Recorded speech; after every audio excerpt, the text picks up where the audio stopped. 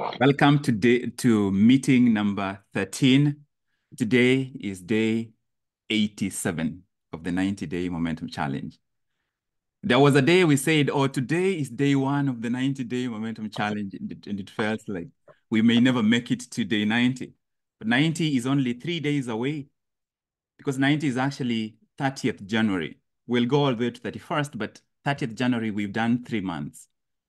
And this is the magic of showing up consistently. In just 3 months, it's impossible to even quantify truly what you can accomplish. Particularly for today's meeting, I just want us to talk about consistency, because that's what we were trying to achieve over the last 90 days. When you talk about consistency, you are talking about relationship. In other words, what is your relationship to your potential? What is your relationship to your potential? Have you ever thought about that question? What is your relationship to your potential? Is your potential a concept that is far removed from you, that you cannot pull it and down here and start dissecting it? Is your potential something that happens by accident? Or is potential a reality that you can pursue, knowing that your role here on earth is to express as much of that potential as a real tangible outcome in your life every single day? What is your potential? What do you feel more certain about? Are you more certain about your possibilities or your limitations? Are you more certain about what you lack or what you have? Because when we talk about consistency, we are speaking about how you effect that relationship between you and your potential. How you show up to cultivate the field of your potential.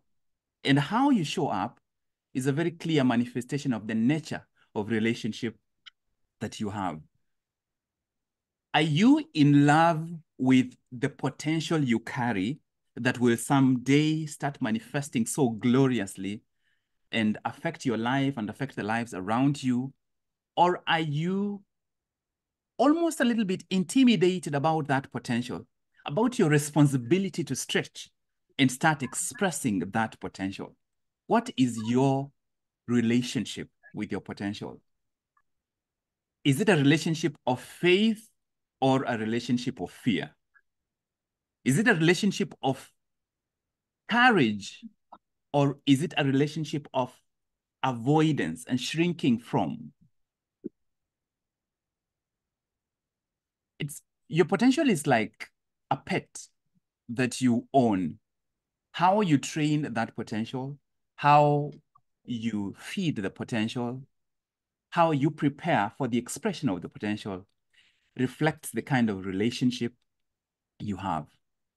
I hope for you that 2024 becomes the year of redefining your relationship with your potential, so that your potential becomes something that you are so in love with.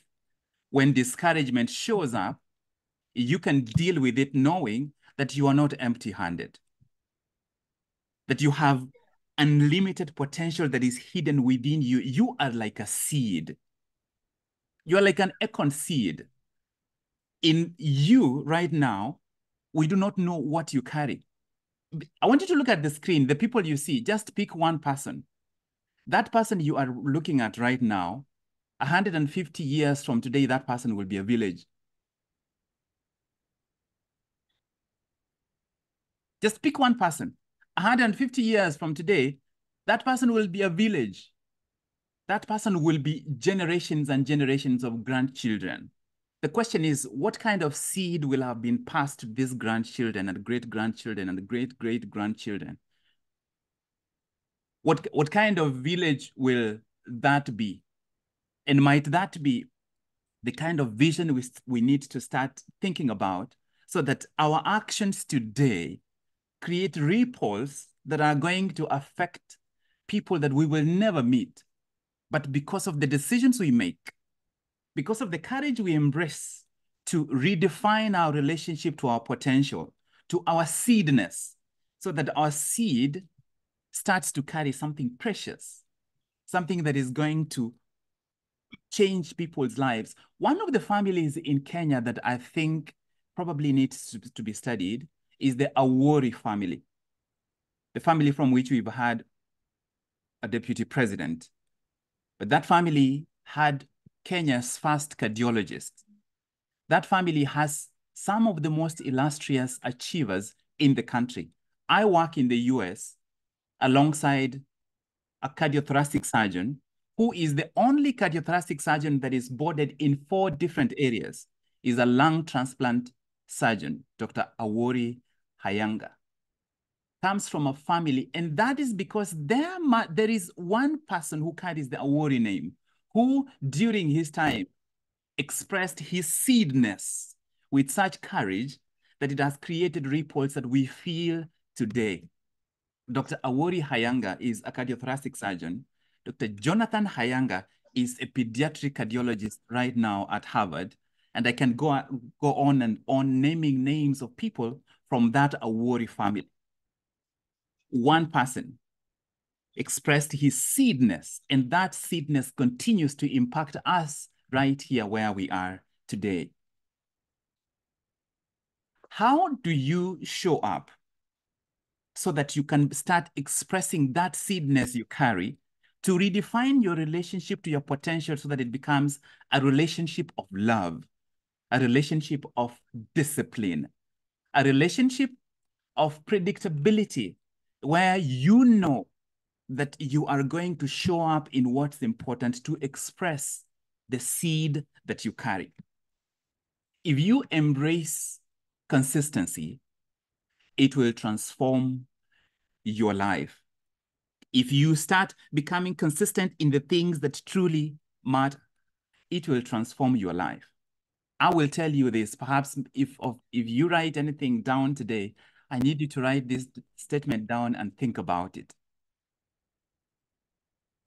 You don't lack capacity. You lack consistency. You do not lack capacity. You lack consistency. You don't lack skills. You lack consistency. You don't lack opportunities. You lack consistency. The biggest lack in our lives today, especially in the age of distraction, right, left, and center, is the lack of consistency. Lack of consistency has killed more dreams than lack of talent. Your biggest lack is the lack of consistency. Could I please ask everybody to mute? Make sure your microphone is muted. If you had capacity, if you had consistency rather, if you had consistency, what are the advantages that you will derive from consistency? The first advantage is that consistency will attract to you opportunities. Consistency will attract to you opportunities. And there are many examples that you can look at in Kenya right now, but I think one of the examples that we actually need to study, really think about and study, because it's a living example that we see today, is a gentleman who went to Karapul Primary School. And that's someone in the journalist circle. I don't know if you already know who I'm speaking about. Larry Madowo. Forget about everything you've had and just listen to this outline of his story. I have delved into Larry's story all the way from 2015, 2016, because I could tell that this guy is going somewhere. Larry Madowo is Jeff Koinange on steroids. Jeff Koinange was on the same trajectory, but Larry Madowo is going to go all the way and do everything that Jeff Koinange could have ended up doing. In 2007, that's when Larry Madowo started his career. So that when people look at him today and wonder how come he's so successful, by 2017, Larry Madowo had been in journalism for 20 years. Because in 2007, he was an intern That was his second year at Daystar University. He was an intern at Bahasha FM. You might never even have heard about that radio station. It was a vernacular station, but he was reading news in English in 2007. But he did such a good job reading news at a vernacular station that KTN picked him up as a trainee intern in 2009. So he dropped out of Daystar University after 1.5 years and became a trainee reporter at KTN, where he stayed until 2011 when NTV picked him up as a news business anchor. A guy who did not have a university degree at that time when we were seeing him on our screens. He did such a good job with news that CNBC Africa, that is an American station that has presence in Africa similar to CNN, CNBC Africa, picked him as a business and financial news anchor.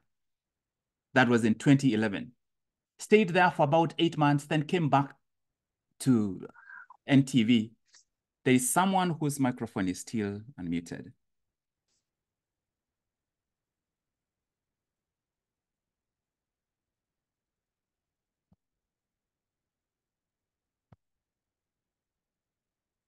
Please don't unmute yourself unless I unmute you. So he came back to NTV 2012. So that's already 5 years. A guy who has no credential, but has already created a track record. He has a CV, he has things that he can talk about. And then in 2013 is when he went back to Daystar University and graduated in 2014. But when he came back from Daystar, the genius of Larry Madowo was to negotiate a contract at NTV that allowed him to do whatever he wanted. And that's because he already had some CV and now he has the credential from Daystar University. He signed a contract that allows him to go into the Nation Group wherever he wanted. As a result, do you remember that Larry Madowo had a radio show on Nation FM? From August 2014 to 2016. Do you remember that Larry Madowo wrote a weekly column called The Front Row from 2014 to 2018? The discipline it takes to run a radio show, because it is every single day, and the amount of repetition you get by running a radio show is like me running the 90-day momentum, but for 2 hours every single day. That kind of repetition, the kind of consistency that it requires for you to have content every single day. To write a column every single week for more than 4 years. During that time, from 2012 all the way to 2017, that's more than 5 years, Larry was running the trend. Look at how much he's able to do during that time. So that right now, somebody will look at him on social media, it's like he's showing off. He's not showing off. He has walked a journey of such a high level of consistency that started even when he didn't have any credentials. All he had was just the passion, starting off with Bahasha, which nobody even knew about. And you know how Larry left NTV? In 2018, when Mwai Kibaki's government shut down TV stations, he wrote an article called "Why It's a Perilous Time to Be a Journalist in Kenya." This is an article that you can find online. The Daily Nation refused to publish it. As a result, he quit. He quit from Nation. He had already stopped running the trend. He stopped publishing articles. He left Nation in February. In April, BBC picked him up. April of 2018. And he would go on to go to Columbia University, and then 2020 started working with BBC again. And then CNN picked him as the Nairobi correspondent and eventually as international correspondent. But the hidden story of Larry Madowo is his consistency in posting content online. I dare you to show me another Kenyan, not even Kenyan, African journalist. Just go back to his social media channels, all of them, especially Twitter, and show me another person who has been a quarter as consistent as Larry Madowo in finding engaging content and publishing it. He was running a radio show, he was writing an article, but more importantly, he was pouring a huge amount of content online. Consistency will attract amazing opportunities to you. Consistency will give you access to more opportunities, but also to better opportunities. Because of consistency, you will be able to access the rare opportunities, exclusive opportunities. That's because consistency gives you a character. It makes you visible in a predictable way. People know exactly what they expect from you. And internally, consistency solidifies your identity. What you are pursuing, if you remain consistent with it, it solidifies your identity, it amplifies your courage, it concentrates your efforts. As a result, you become an attractive and visible person that if there are opportunities, they will come to you. Because of Larry's consistency, from the day he started working at Bahasha as an intern to the point where he quits Nation Media Group because of his convictions. That's because at that point, he is so consistent, that he is so sold to the vision that he's after, that obstacles will not stop him. If you become consistent in that one thing that your heart burns for this year, it is going to open doors for you. It's going to help you attract bigger opportunities, better opportunities. When people have opportunities and they're looking around who to give those opportunities to, they will think about you. Are you ready to concentrate your efforts so that you start building in a compounding manner, so that you can become visible and attractive? You become visible, you become attractive, you become consistent over the long haul. Give me a second. There's a microphone that keeps clicking. Okay, I've muted it. Consistency will attract opportunities to you in 2024. Are you willing to alter your relationship with your potential and start courting your potential, start dating your potential with consistency? You can't marry your potential if you're not consistent. Your potential has to trust you enough to present you to her parents. Her parents are called success. Her parents are called opportunities. So your potential is not going to take you to her parents so that you can be given a hand to marry your potential if you're not consistent. Her parents will ask, does he show up every day? When he says he will show up, does he show up? When she says she will show up, does she show up? You will not marry, you will not change your relationship, you will not date your potential unless you are consistent. That's number one. Number two, consistency illuminates your pathway, clarifies your vision, and deepens your values. Consistency illuminates your pathway, it clarifies your vision, and deepens your values. Your values of discipline and commitment and preparation. Denzel Washington says something that I really, really love, that in the pursuit of your desire or your goals and dreams, if you are persistent, you will get it. But if you are consistent, you will keep it. If you are persistent, you will get it. You will get the goal.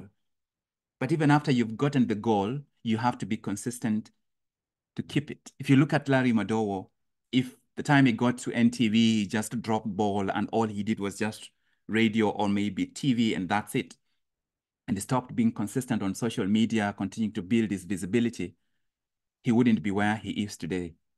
But I think a better example that really shows how consistency will illuminate your path. When you start, sometimes you don't know whether what you are working on is what you're going to be working on over the next 10 years. But if you don't stay there long enough, your path doesn't become illuminated for you to really know whether this is the way you need to go. That's because when you start walking, if you just take one step, you have no direction. Nobody can tell what direction you're going to. You have to take 5, 6, 7 steps. Then now we can tell that you're going in this direction. If you take 5, 6, 7 steps this way, we know you're going in this direction. But if you just take one step, you take this step one way, maybe the next step will be in the opposite direction. If you don't stay there long enough, then consistency doesn't get that allowance, room to illuminate your path. And once you illuminate your path and you start moving, then your vision starts becoming clearer. If you thought you were going to become a news anchor, you realize you're better off as a leader in the background, or you're better off as a teacher. So maybe you change direction, you take the same skills into a different domain. In Kenya, another example that I really, really love, everybody should know this gentleman, Eliud Kipchoge. We know Eliud Kipchoge today as a marathoner. He has continued running. There's no doubt about that. He's been a runner, but we know him as a marathoner today. But that's not where he started. In 2003, 2001 is when he really started. From 1999 all the 2001 is when he really got started. But in terms of stepping onto the international stage, 2003 is when he won his first World Cross Country Championship, 2003. And he won it in the 5,000 meter race. He was a specialist in 5,000 meters, competing against some of the athletes that we know as the Moroccan, I think it's called El Rouge. I'm probably butchering his name, but he was running in the 5,000 meters race. Continued running 5,000 meters race until he made a switch. And in 2012, that's the first time he ran and won the half marathon. He still has the record as the fastest debut in the half marathon. He's doing the same thing, but he is consistent. He's showing up, his vision being clarified, his pathway being illuminated. He continues to go, but because he's still doing the same thing, it becomes much clearer what he needs to start focusing on. It requires the same commitment, the same discipline, the same practice, but because he is consistent and he's doing it every day, if you don't see Eliud running for 2-3 days, you know that something is wrong. Because of what he's doing, he moves on from 5,000 to half marathon. That is in 2012. Continues running that until 2014. 2014 is 11 years since he first won his championship in 5,000 meters. 11 years, 2014. That's when he won his first marathon, the Chicago Marathon. Then he would go on from there to win several marathons, 2016, 2017, 2018, 2019, 2022. He remains the only person who has won the Berlin Marathon 5 times. He won the London Marathon 4 times, doing the same thing, consistent throughout that entire time. Consistency enables you to love what you are giving your love to. It enables you to cherish what you are investing your energy in. And the more you cherish what you are doing, you infuse it with the energy of growth. You infuse it with the energy of expansion. And the more you do it, the more you love it, but you also develop a deeper vision around what you are doing. And that's how consistency illuminates your pathway. It doesn't change your pathway. It illuminates your pathway. Of all the options that you have on the table, it becomes clear what option you need to focus on. It helps you to clarify what your vision needs to look like. Who knew that the 5,000 marathon runner, the 5,000 meters runner would one day want to run the Ineos marathon in Europe for less than 2 hours. He went from 5,000 to wanting to run the marathon, but not only just run it, but run it with a certain specific type of vision attached to it under 2 hours. And that's because this is essentially the same field, the same domain, but the clarity of vision would not have arisen if he had not remained consistent.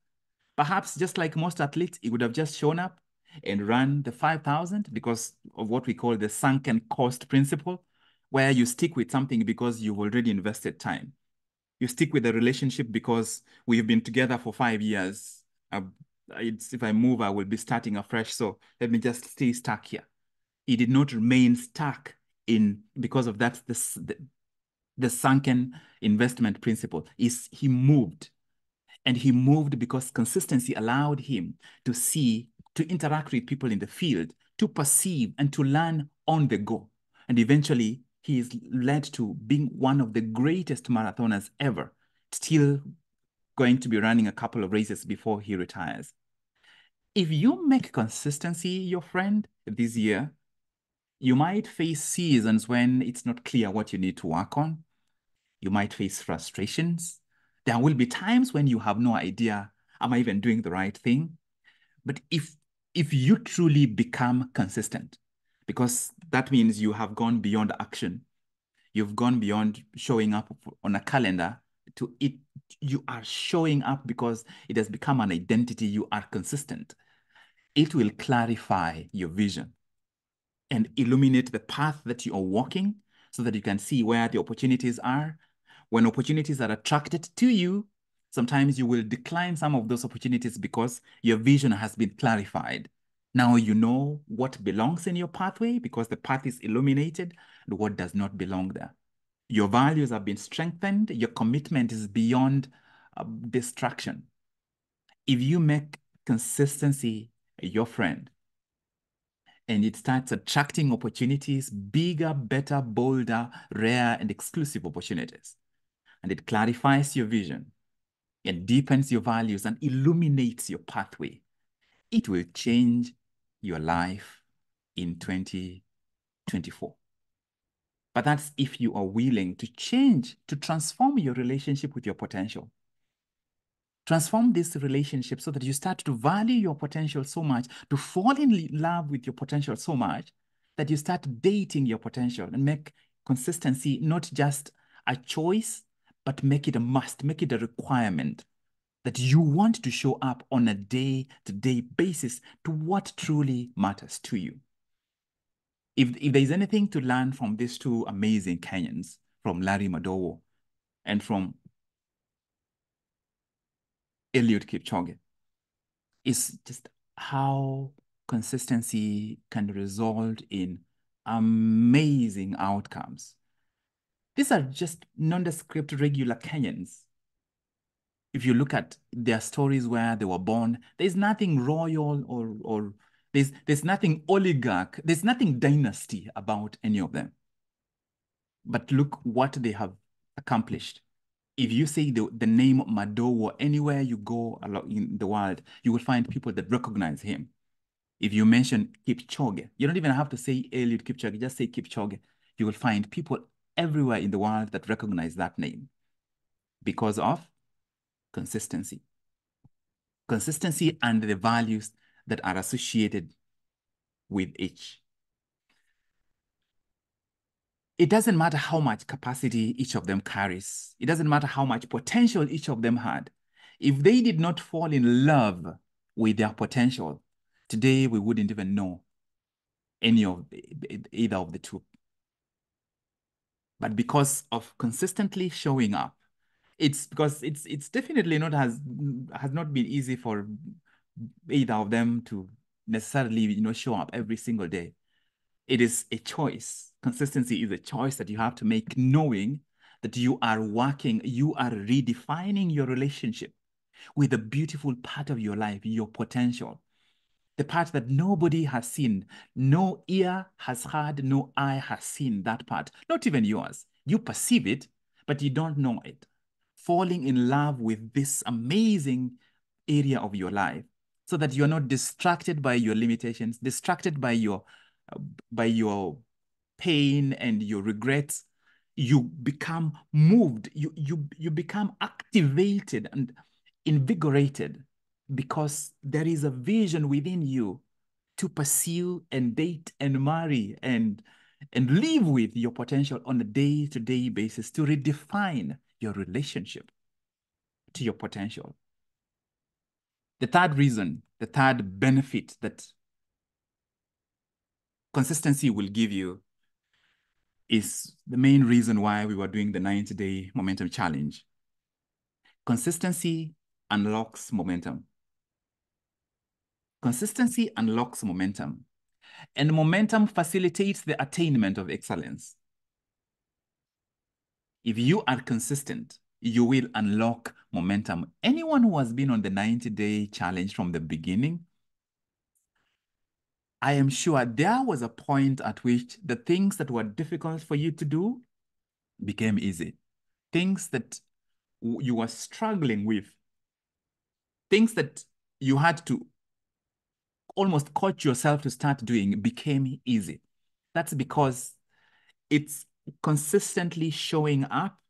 It creates an energy that can stand almost independently by itself, and that energy unlocks momentum. And once you unlock momentum, then you make it possible that you can attain excellence because you start learning on a day-to-day basis.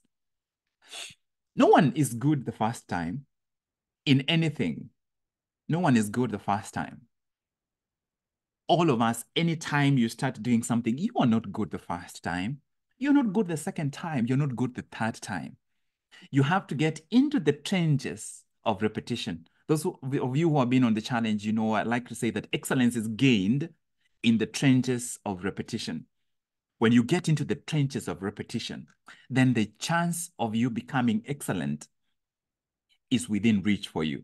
But that is if you show consistently enough, show up consistently enough to unlock momentum, and then momentum gives you that extra push so that then you start moving towards excellence. So that even when you learn, you no longer learn from avoidance. You no longer learn from resistance. You learn from openness. You learn from an attitude of willingness. You learn from something that I mentioned recently. You learn from a perspective of obedience. Sometimes we think of obedience as obeying someone external. Obedience is the question of whether or not your brain will obey what your will needs. Obedience is whether your soul will obey what your spirit is communicating. I have been, in the last 4 days, I was attending a course, an online course. It's meeting every single day for 3 hours. And it is with a coach who every 20 to 30 minutes would ask us to stand and stretch, stand and do some physical activity. And I observed really keenly just to see, you know, how people behave. And it's amazing that people would pay $2,500 to show up for a training where the coach whom they have paid to be trained by is asking them to do something that has a reason, but they don't want to stand up and do it. Which is simply stand up and stretch, stand up and activate your energy. Don't allow yourself to slump into energy. You need to remain in a peak state for you to get the most out of this training.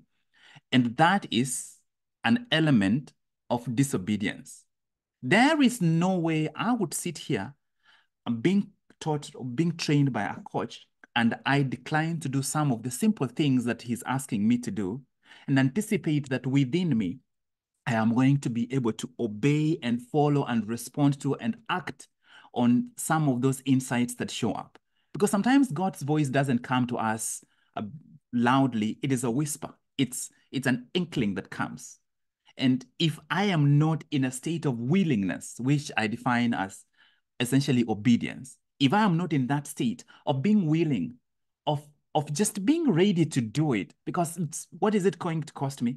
Just be ready to do it. If I'm not in that state of willingness, openness to receive the instruction and effect it, that disobedience is going to show up in other areas in my life. There will be times when I want to do something, but because I have allowed the element of resistance showing up as disobedience, quote unquote disobedience, to show up and live in my life, it's going to hold me back from very simple things. Really, really simple things. Because at the end of the day, when you remove everyone else from your life, it remains you, just you. And you have your emotions, you have your mind, and you have your will, which is your soul. One of these areas is going to disobey the other. Your mind, your brain is going to disobey your mind at some point. Your emotions are going to disobey your mind. And when When there is no willing cooperation amongst all these three things, it holds you back. Consistency allows you to recruit all these elements of you, your will, your emotions, and your mind together, so that when you show up with everything you are. If you're coming to date your potential has very high standards. It wants all of you. You can't date your potential and date unwillingness and disobedience and reluctance and resistance at the same time. Your potential is a very picky data. They will not date you if you're not coming with all of you, your body, your spirit, and your soul, which is your emotions, your mind, and your will. Consistency unlocks momentum, but for you to show up frequently enough to unlock your momentum, you have to come with all of you. You have to put yourself in a state of willingness, in a mindset of willingness, being willing every single day to show up with all of you. Showing up with everything that you are, being in a state of willingness, so that when that idea is planted in your mind by God, when you learn something new, something fresh that requires a practical action, you do not even think about it. You take that action. Because if you don't do that, you create room for disobedience, room for unwillingness, and room for distractions. And as long as distractions and unwillingness are present, you sabotage the chance that you can unlock momentum. If you don't unlock momentum, you minimize the chances that you will achieve excellence. Because you see, once you have momentum, momentum makes obstacles irrelevant. I think one of the examples, when you think about people who have overcome almost impossible obstacles, I think it's Barack Obama. A Black man becomes a president in the United States of America. There must have been something behind him that made that possible. So when most people think about Barack Obama, they think of Barack Obama, the president. But Barack Obama's story goes way, way, way back. I know many of the participants during this meeting were not born by 1985. But 1985 to 1988, that's when Barack Obama started his career. After college, 1985, 1988, in Chicago, he was a community organizer around politics, encouraging people to register to vote. 1985 to 1988.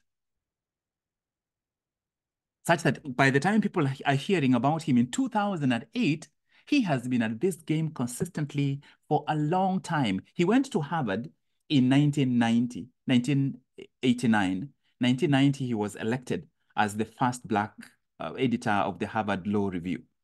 And as a result of being elected and having the opportunity to speak more widely, people got to hear his views and were astonished by how fluent he is. Yet he had been speaking at home, practicing public speaking at home every single day for more than 15 years by that time. When you read his biography, the kind of books he was reading, by the time they're seeing him at Harvard Law Review speaking so eloquently, that was an accumulation of repetitions in the trenches over and over, such that by this time they are seeing what he has been practicing in private. Because of his eloquence and the fact that he was elected in a position as the first Black, and based on his views, he, in 1991, won a book. He was given a book contract. And that book would come out in 1995. That is his first book, Dreams from My Father. But that was a result of a long series of acts of consistency. It wasn't luck. There were obstacles, but these obstacles became subject to his consistency. As long as his consistency was sufficient, it unlocked his momentum, and the momentum allowed him the possibility to become excellent. And everywhere he went, his excellence shone. There are very few speakers around the world who, when they start speaking, you know that is an excellent speaker speaking. He's among those. And it's because of that consistency. 1992, after he graduates from Harvard, he goes back to Chicago, Illinois, where he joins in what was called the Project Vote. He is back to his same business that he started in 1985. And now this is all the way to 1995, he is doing the same thing. Becomes a lecturer from 1992 all the way to 2004, teaching the same subjects in his same area. And during that time, most people don't know that he was elected as a state senator of Illinois in 1997. And was a state senator from 1997 to 2004. During the same time, he's involved with Project Vote. During the same time, he's involved with teaching law students at university. And then, of course, subsequently now in 2008, 2004, when he gives the keynote that got most people to know him, and of course, set the stage for him in 2008 to campaign and become president. It's a long series of consistency, consistency, consistency. His consistency unlocked momentum. His momentum allowed him to become excellent, but also his momentum allowed him to look better than he was in some areas, because momentum makes you look better than you are when you have it. The momentum makes you look worse than you are when you don't have it. Because of his consistency, it unlocked momentum for him to such an extent that nothing that he wanted to do within this domain, this narrow domain, 1 inch wide, 10 miles deep, within that domain that he's been consistent in since 1980s. By the time people are looking at him in 2008, he has been at this almost 25, 30 years. Consistency will help you unlock momentum. And because of unlocking momentum for you, it gives you the opportunity to become excellent. And once you become excellent and you have momentum, obstacles become irrelevant. Whatever you want is going to happen, and you just need to show up. And this is when your potential looks at you and says yes, when you proposed your potential. And your potential presents you to her parents and says, Dad, yes, or Mom, yes. This is the woman I'm marrying, or this is the man that I want to go with. That is when you qualify. You truly, truly qualify. Are you willing to slow down and narrow down and go 1 inch wide, 10 miles deep, and think long term to attract all the opportunities that you need, to allow consistency enough time to illuminate your pathway, clarify your vision, and deepen your values? To give consistency time to help you unlock momentum so that the momentum can obliterate the obstacles that are on your path. So that momentum can give you the opportunity to become excellent. Because once you attain excellence and you have momentum on your side, obstacles are irrelevant. So that finally your potential can say yes. Are you willing to exit superficial living and start living a deep life, slightly narrow life, focused on one area of vision that you want to grow in and really become deep in that area? 20 years from today, you will celebrate the path you will have walked. That's if you make the choice. But I hope you can avoid the other eventuality that 20 years from today, you will regret. And unfortunately, you can regret when the thing that you need to do is no longer within reach. That's because the season came and the season passed.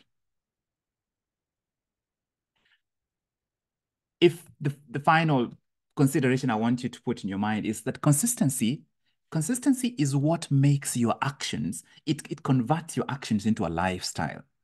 If you look at all the 3 people we've spoken about, and I'm sorry that I didn't have a lady. If you look at Larry Madowo, you look at Eliud Kipchoge, look at Barack Obama, their consistency defines their lifestyle. If you think of any of them, you think of them in terms of the identity they carry, and you can see the lifestyle that carries. For you to become a reader, for you to become a speaker, for you to become a salesperson, for you to become a coach, whatever you are looking at becoming in the domain of what you've been called to, It is consistency that is going to empower you to create the lifestyle. If you lay a brick today, just one brick, come back tomorrow, lay another brick. On the third day, another brick. And you continue doing that every single day the rest of this month. You do that next month. You do that one more month. 3 months from today, there will not be bricks. There will be a wall. And because there is a wall, whichever people can see that wall, they know that the following day you are showing up with another brick. And they know that 10 years from today, that you will be showing up there with a brick. Are you ready to slow down and show up daily with a brick? One brick, and lay that brick as perfectly as you can for that day. You lay that brick 100%, because if you don't lay it 100%, you won't be able to lay tomorrow's brick 130%, 140%. What you do today is all you get today. Are you willing to start building a wall? Stop moving bricks around your life. Stop getting distracted by opportunities.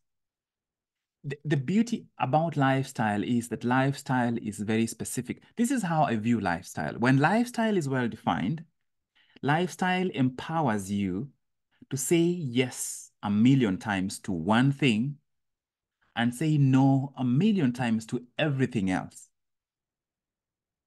Say yes to one thing a million times every single day you wake up and say, yes, this is my wall. This is where I'm laying the next brick, so that you can say no to painting somebody else's wall. You can say no to planting in somebody else's garden, so that you can start doing things that compound. Lifestyle is a compound of daily actions, and daily actions done with consistency empower you to create any kind of lifestyle you want. It doesn't matter what your lifestyle is today.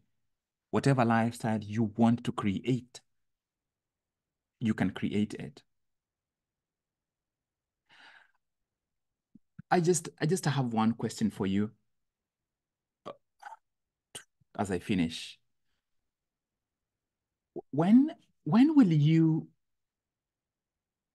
this is a deep question, and I'm asking it to you, but I'm asking it to myself. When will you become the person you are always meant to be?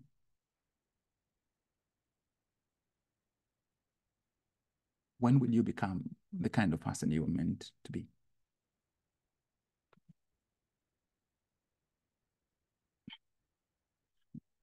When will when will the world experience the real you?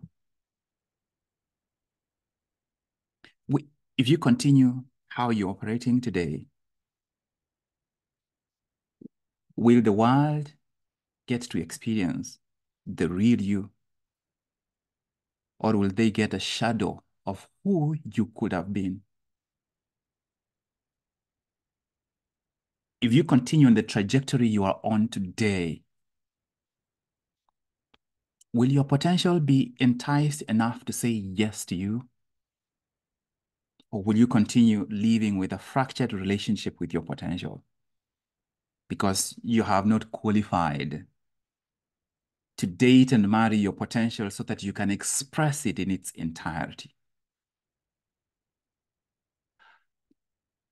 I will leave you with that question.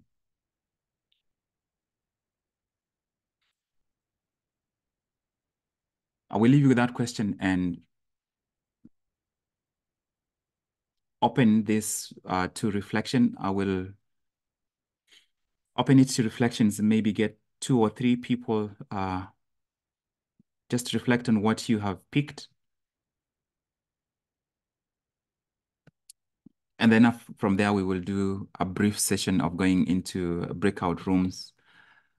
This is not supposed to be a lecture. It's supposed to be an opportunity for us to think about practical subjects that can have tangible implications on our lives right here where we are.